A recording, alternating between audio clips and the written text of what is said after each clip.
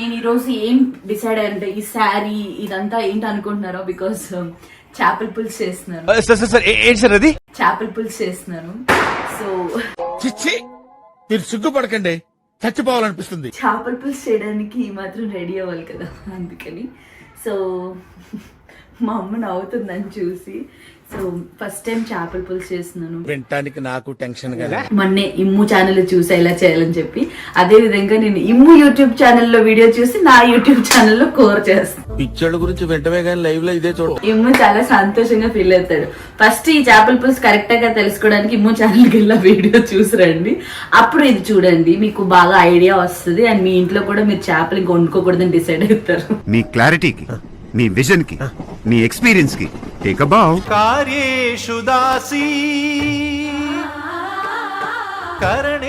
వండిన వాళ్ళకి కూడా అంత బిల్డప్.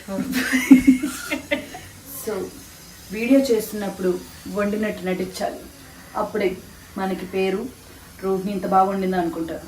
బట్ వీడియో కోసం ఇది అయిందా లేదా ఇంతసేపు వెయిట్ చేసినందుకు కూడా చాట్లు పడేస్తుంది నాకు. But still biryani rice super super కనబడుతుంది, యమ్మీ యమ్మీ. దాని మీద కొత్తిమీర మమ్మీ అసలు మామూలుగా లేదు.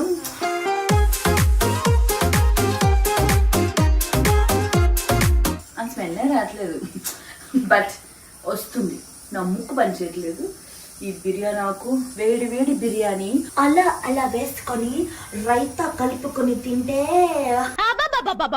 నా భూతే నా భవిష్యత్. బిర్యానీ రెడీ అయిపోయింది. చేపల పులుసు కోసం వెయిటింగ్ కదా, మరి నేను చేస్తాను, వెయిట్ చేయండి. బిర్యానీ అవడం కోసం వెయిట్ చేసా. ఇది అయిపోతే చేపలు కడిగి